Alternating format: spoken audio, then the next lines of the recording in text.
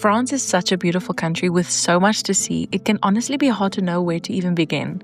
We've done a lot of road trips here over the years, so we've put a list together of our top 7 routes to help you figure out where to go. And the best part is you don't need weeks off work. Every one of these road trips can be done in under 10 days. It's important to note that we didn't count the day you arrive or the day you leave, since it will be different for everybody because this will be your travel day.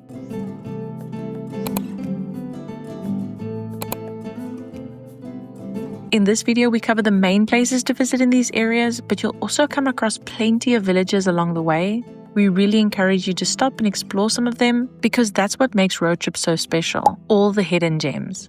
By the way, before we get into our top 7 road trips in France, we've created a digital road trip planner that keeps everything for your trip in one place. It's got an interactive map you can customize with your own route or destinations, and it's fully hyperlinked so you can use it like an app and get to the different sections easily. It's just an easy way to keep your plans organized without getting confused with all your notes and tabs. It's linked in the description if you're interested. Okay, now let's head over to the southwest of France for our first road trip. On this road trip, we're heading to one of our favorite cities in France, Bordeaux, plus some nearby places we think you can't miss. After this, we'll make our way to Paris, and we've included a day trip to Versailles.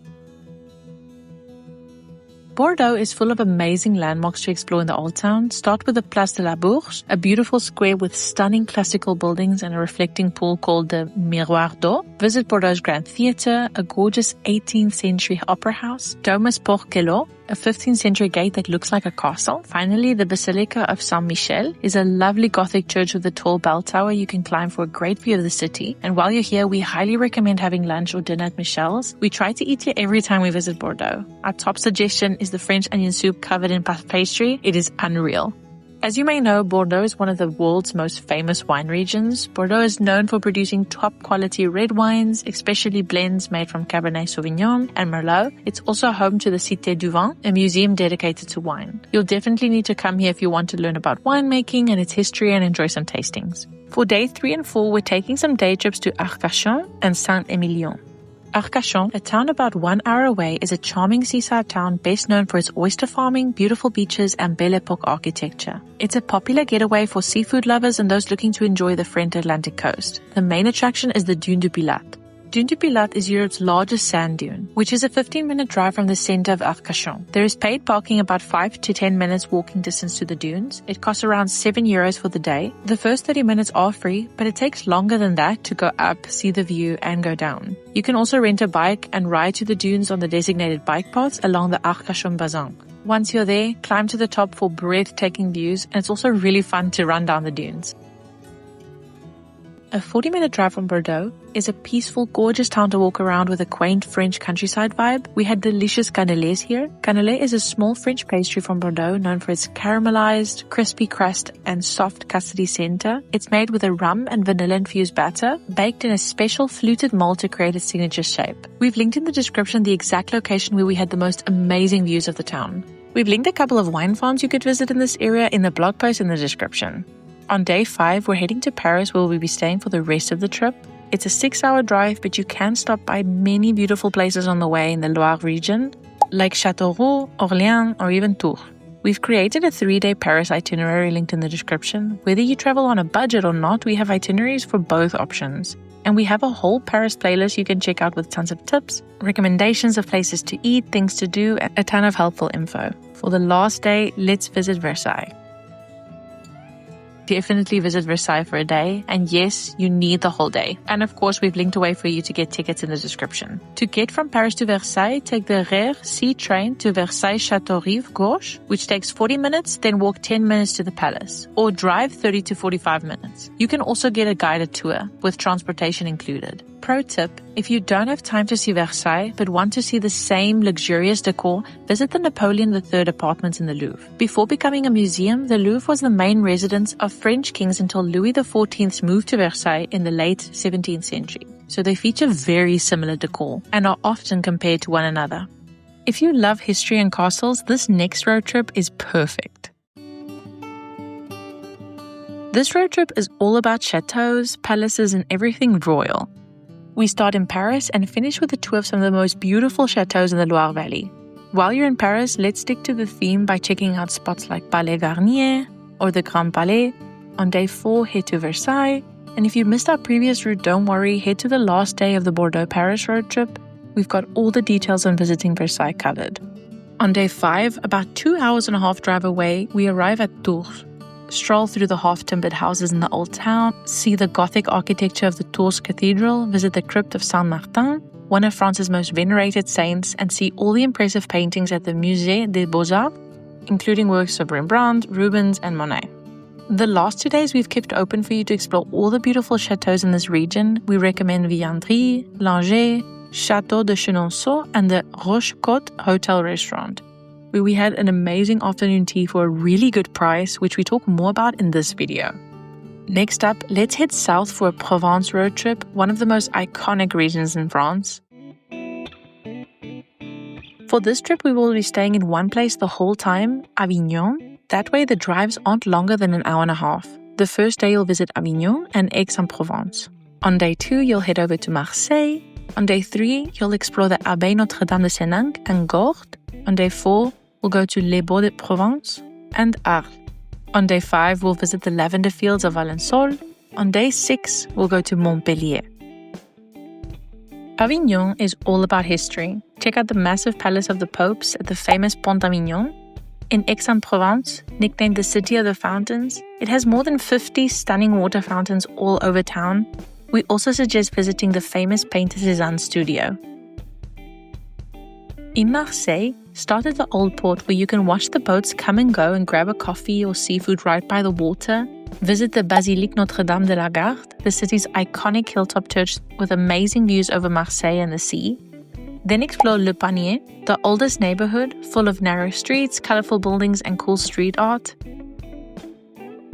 When in Gordes, make sure to stop by the lavender fields near the Abbaye Notre-Dame de Sénanque. They're beautiful, especially in bloom, which we'll talk about a bit later. After all, Provence is known for its lavender fields. Then head to the RL Gordes Hotel for a drink with an incredible view of the town. We had a citrusy lavender gin and tonic, but you can get whatever you like. If you want an even better spot to see Gordes, check out the town viewpoint.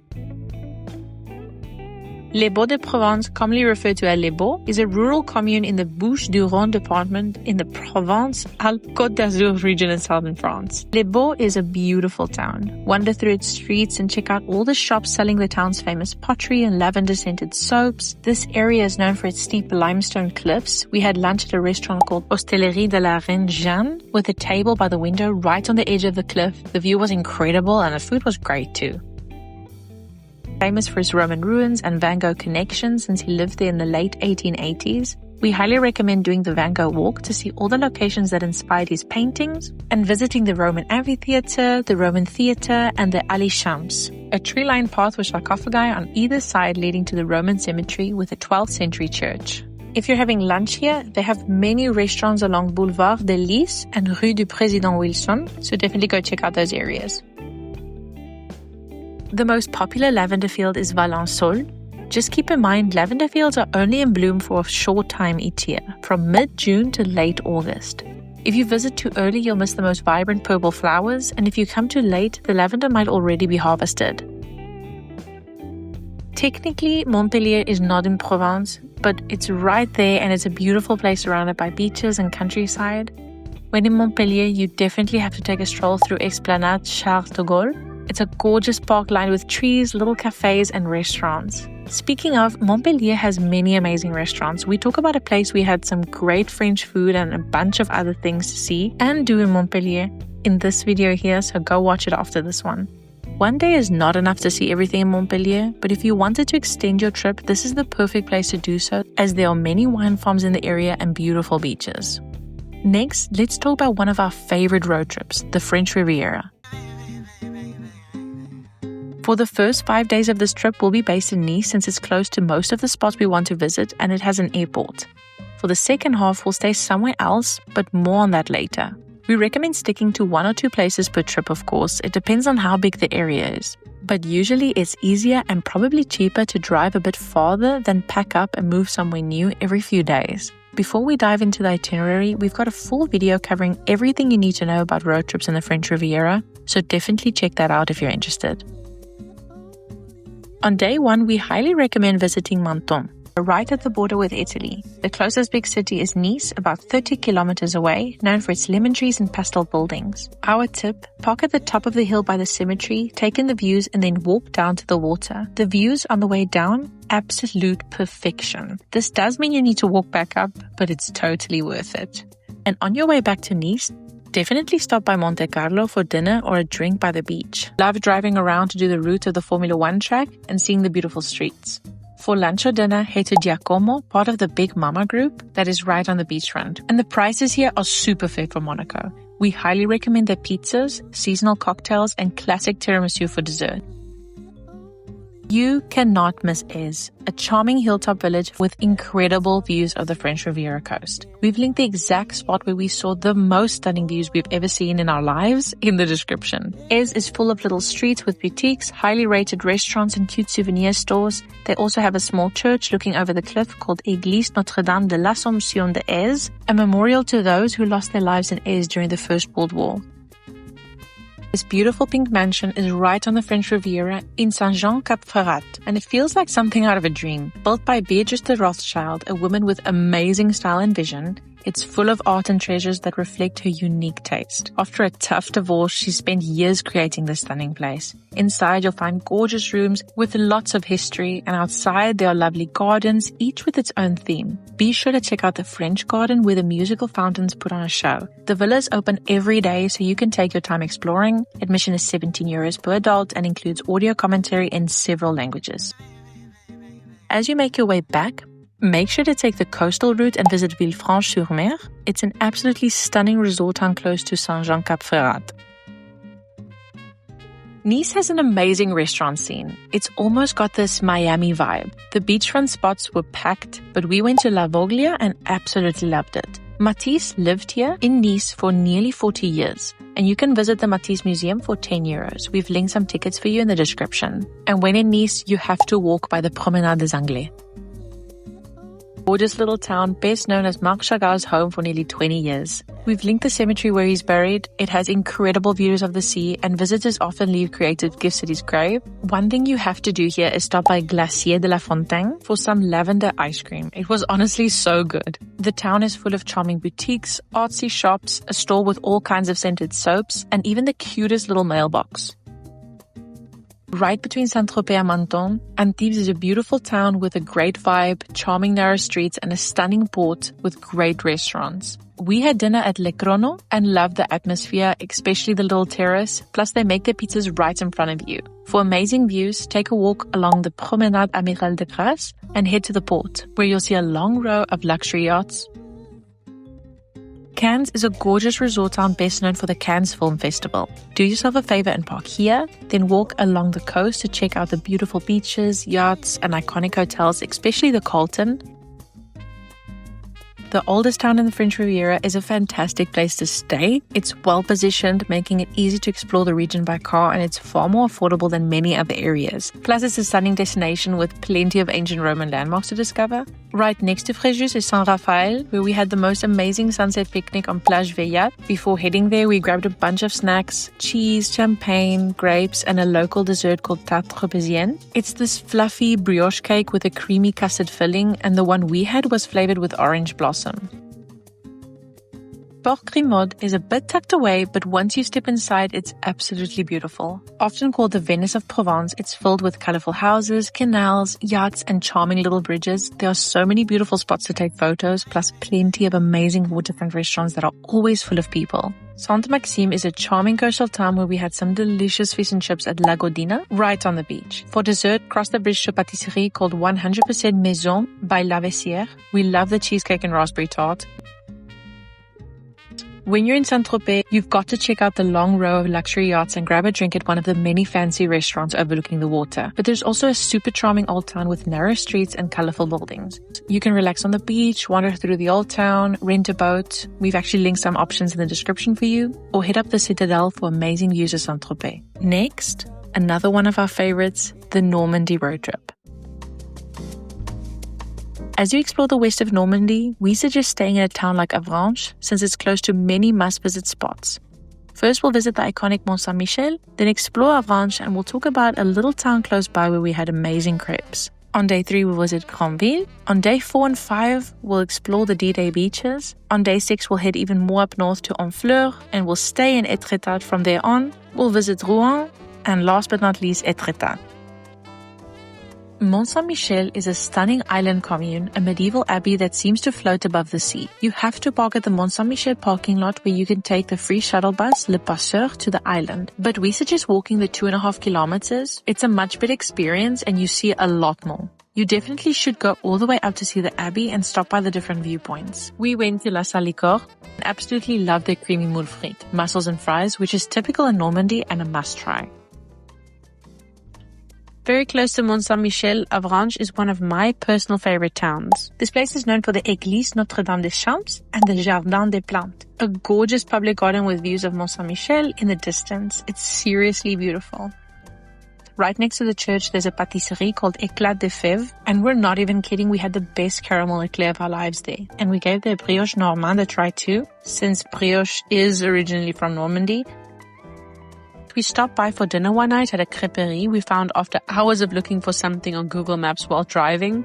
We drove past the town, which looked very cute, but the restaurant itself was so charming and the staff was super friendly and welcoming. They sat us by a table by the fireplace, which just made the whole vibe very cozy. We each had a galette for our main meal and they were delicious. For dessert, we had sweet crepes. The most memorable one was the Black Forest one I ordered, one of the best crepes we've ever tasted. Of course, everyone had to have a bite. We highly recommend booking a table here and stopping by. Granville is known for its seafood. There's this spot right by the port called Restaurant du Port, and we loved it so much we actually went back a year later on our recent trip just to eat there again. Their creamy moule frites, that's mussels with fries, were amazing when they're in season, of course. The second time we went, they didn't have any mussels available, which totally surprised us. We ended up trying other seafood dishes on the menu, not what we were craving, but still good and fresh.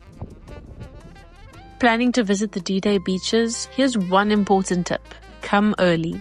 We went to Omaha Beach late in the day and found out all the museums and cemeteries were already closed. Totally our mistake for not checking the times, so don't make the same one. Omaha Beach was still incredibly moving. There's this huge metal monument called Les Braves or Les Braves, a tribute to the Allied forces that landed here. Along the beach you'll also find info boards that walk you through the events of June 6, 1944. Further along the shore there's a memorial bunker with a strategically placed cannon gun still preserved, a reminder of how close the battle was to the waterline. Just up the hill is the Normandy American Cemetery in Colville-sur-Mer. It holds the graves of 9,389 soldiers who lost their lives during the D-Day landings. We just went to Omaha, but you can also visit Utah Beach, Gold Beach, Juno Beach, and Sword Beach. This charming port town sits right on the Normandy coast. The port blew us away with all the boats surrounded by colorful buildings and restaurants. While you're there, don't miss the galettes, savory buckwheat crepes, at a cute spot called Jean Crêpe d'Envie. Galettes are originally from Brittany, but since Normandy is right next door, you'll find them here too. We tried one with typical toppings from Normandy like apple, veal sausage, and creamy camembert. It was so good. If you want more ideas of things to do in Honfleur, we've added some stuff in the blog post, so definitely go check that out in the description. There are many beautiful monuments in Rouen, including the cathedral, the Gros Horloge Clock, Saint-Maclou Church, and Saint-Ouen Abbey Church. We've also linked a walking tour if you prefer to see the city that way. What makes Étretat special are its dramatic cliffs and rock formations, especially the Port d'Arval Arch and l'Aiguille, sharp needle-shaped one rising out of the sea. The best views are either from the beach, the water is so clear and blue. Another great place to see the views from the top, near the Chapelle Notre-Dame de la Garde. You can walk or hop on a little tourist train, or from the Jardin d'Étretat right next to it. The garden is really lovely and worth checking out. The main thing most people go there for is to see the giant head-shaped sculptures, each with a unique expression surrounded by bushes that look like flower petals. For lunch, we had the most amazing moule frites covered in camembert cheese at this spot called La Courtine. The service was so good and their mussels are imported from different parts of France, so they serve them all year round. This next route is perfect for anyone who wants a mix of charming towns and incredible mountain views. For the first couple of days to explore Annecy and places close by like Chanaz and Chambéry, we recommend staying in Annecy.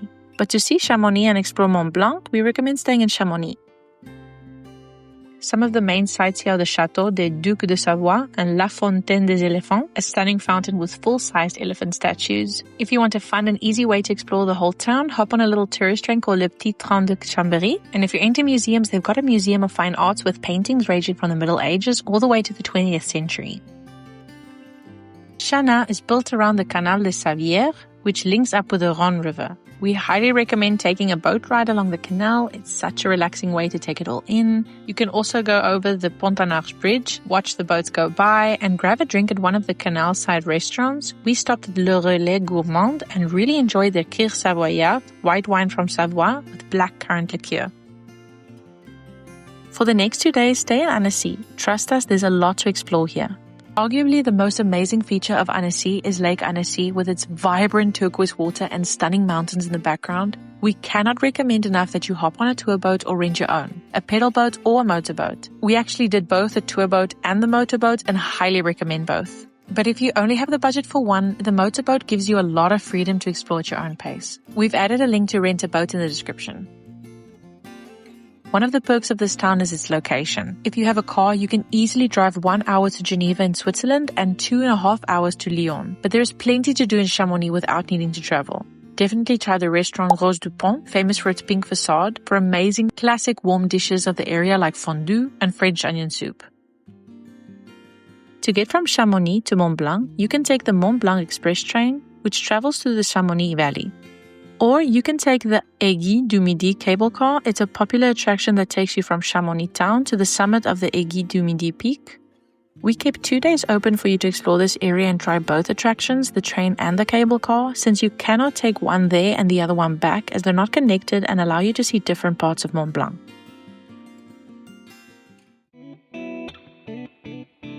If you're flying in from outside of Europe or really from anywhere by plane into France, you'll most likely land in Paris. From there, you can rent a car at the airport or you can hop on a train to Pau and from there rent a car where you'll be based for the first 5 or 6 nights.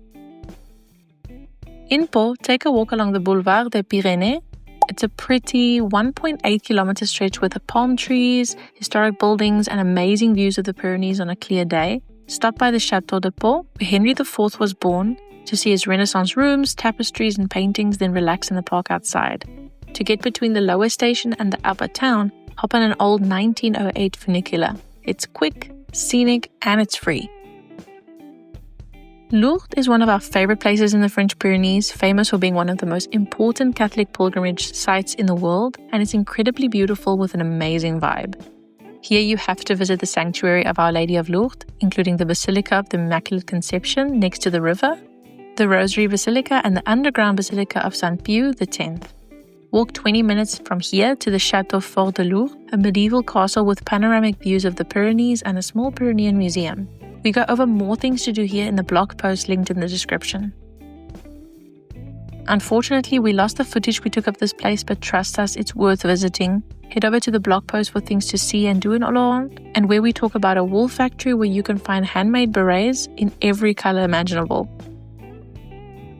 There are many charming little villages in the Pyrenees. Our top suggestion is to grab a few things at a supermarket or a local market like baguette, cheese of the region, strawberries, or any fresh fruit that's in season and a bottle of local wine, and have a picnic at a beautiful spot you find along the way with views of the mountains. For the next couple of days, you can stay in Bayonne because it's a bigger city, although we recommend trying Saint-Jean-de-Luz. We love the coastal vibes there. In Biarritz, start with the Grand Plage, the main beach right in the heart of the town, perfect for a swim or surfing if you like, or just relaxing by the water. Walk over to the Rocher de la Vierge, a rocky viewpoint connected by a bridge with incredible ocean views. There's also a very famous aquarium here you can visit if that's something you'd like. And don't miss the Port des Pêcheurs, a charming fishing port lined with restaurants serving great seafood. We absolutely fell in love with Saint-Jean-de-Luz. It's a gorgeous coastal town where we recommend walking along the promenade by the beach, full of half-timbered houses, great restaurants, and there are a ton of ice cream trucks along the promenade where we highly recommend ordering the salted caramel flavor. It was so good. Also walk up the hill towards the little house for stunning views of the town. Thank you for watching. If you enjoyed this video, hit the like button, subscribe, and ring the bell so you don't miss any of our upcoming travel videos. And let us know in the comments which road trip you're planning next. Safe travels!